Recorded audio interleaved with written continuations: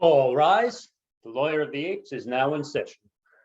How's it going, everybody? Welcome to Apeisode 16 of Lawyer of the Apes, Robinhood data breach and motion picture box office receipts. So today we're going to talk about two things. First and foremost, let's talk about the Robinhood data breach. We saw the other day that Robinhood had a major issue where people's personal information has been disclosed, creating a data breach. And a lot of people, of course, already are planning on going after Robinhood in litigation.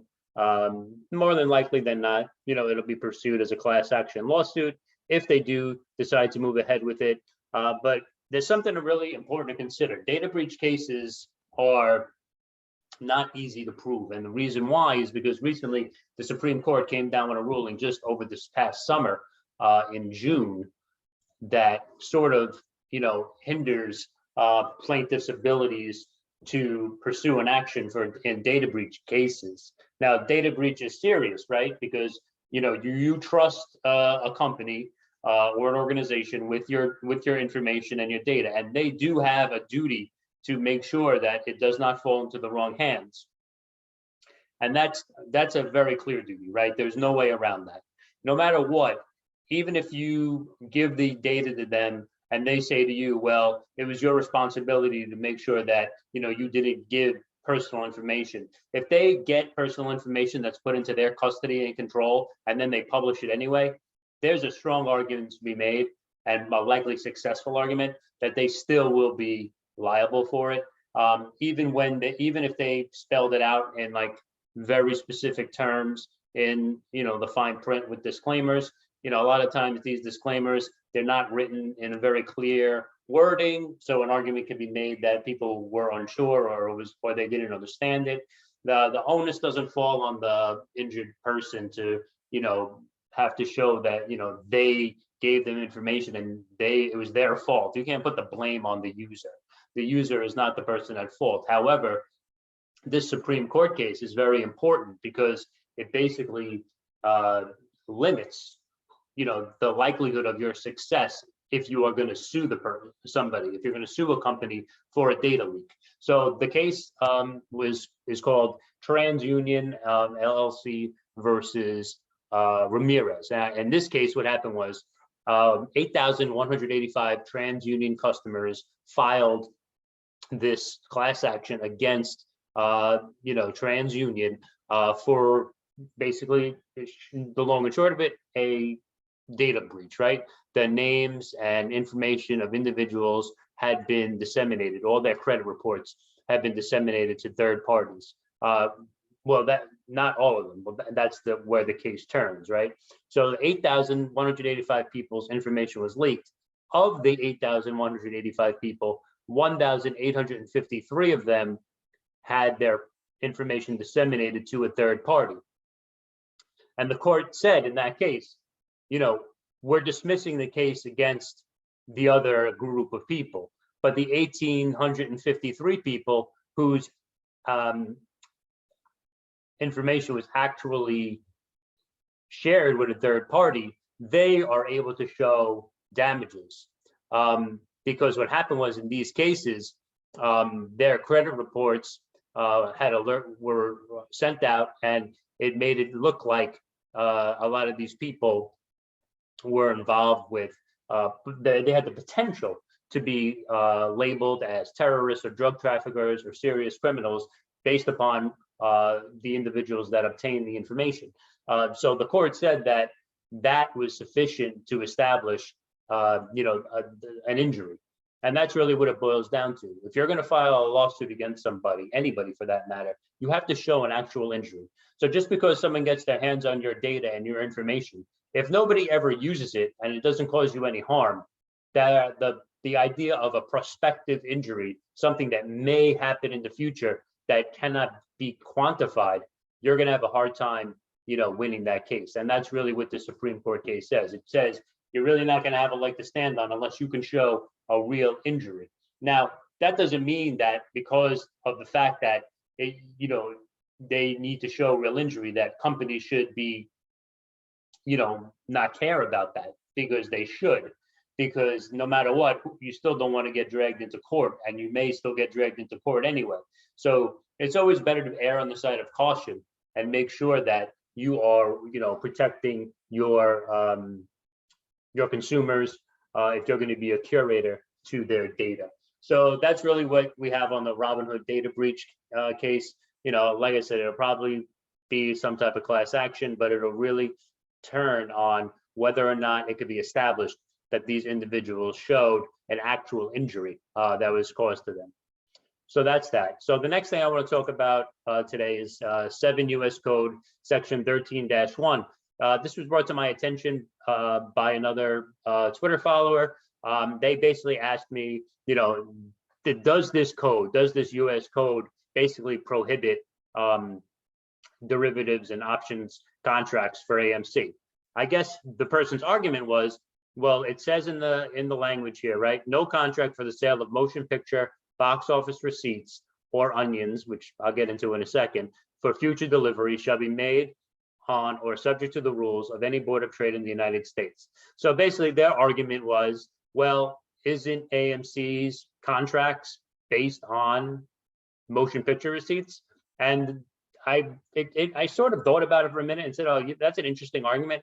But then you got to remember, you have to look at the legislative history, right? Why was 7 U.S. Code 13-1 enacted, right?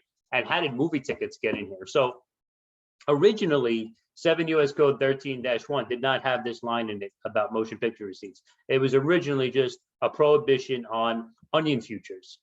And this was something that took place in the 1950s, right? So in the 1950s, two guys, Siegel and Kasuga, they started to basically, they held the whole entire, they controlled all the industry of onions, right, in Chicago. And they were in charge of millions of pounds of onions. And basically they cornered the market for onions. And they had created a lot of options contracts. But then Siegel and Kasuga had accumulated short positions. And it's funny, when you hear about it, it sort of sounds like, something that's happening right now, right before our very eyes. But this has been going on, obviously, this type of shorting and manipulation and try to cornering the market and then creating, artificial decreases. This has been going on forever. So basically, after these two guys did their shenanigans and got in trouble, the court basically got by U.S. code, Congress got rid of onions futures. So what happened was, so what does it have to do with movie theaters? So for movie theaters, what happened was they had proposed in 2010, right, to have a new derivative created, right? And the derivative was going to be not about movie theaters, right? The derivative was going to be about specifically week to week, right? Weekend to weekend, predicting whether or not a particular movie box office would be successful or not. So I don't know, let's just throw out a random movie like Star Wars, right? Star Wars, right? You would be able to know, and you're knowing that Star Wars is coming out X weekend. So you would buy this contract, this option contract, and basically betting on whether or not Star Wars will exceed expectations or bomb at the box office. If it exceeded expectations, the price of the derivative would go up, and if the movie bombed, it would go down. And that's basically what this was, right? This had nothing to do with movie theaters. Movie theaters themselves, movie theaters themselves aren't really based on motion picture receipts, right? Movie theaters don't make their money off of receipts, at least not in large part, right? They get a percentage, from the distributors, but they don't get a large percentage. They make their money from popcorn and candy and concessions and alcoholic beverages and all that other stuff.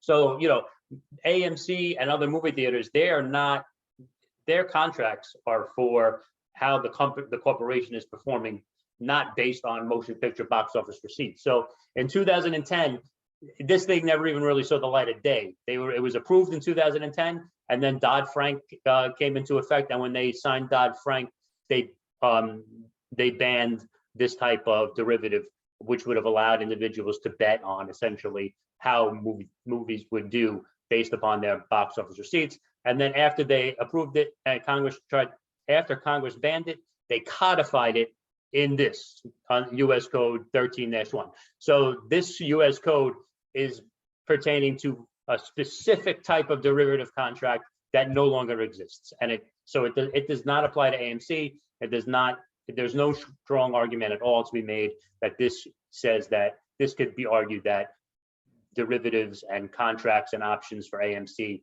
would be banned because they pertain to box office motion picture receipts. That is not true. So basically, I had been asked that question, and I wanted to talk about it in the video. So that's it for today, guys. I wanted to just quickly go over those two things with Robinhood and also the box office receipts, because someone had asked me about that. So do me a favor, if you are enjoying the content, please subscribe and tell your friends and family to check out the videos. Also, help me out by hitting the like button. And if you have any specific questions related to this or anything, or want to see a specific topic covered, just shoot me a DM or a message in the comments on the video. And keep an eye out for tomorrow. We're going to be having a Twitter space with David and Goliath. We're going to be co-hosting and going over, speak of the devil, data breach issues that have come up in regards to the log the float. And we're going to have Charlie Vids and User of Intellect to go over that. So until then, guys, have a great rest of your day. Until next time, the Lawyer of the Apes is adjourned.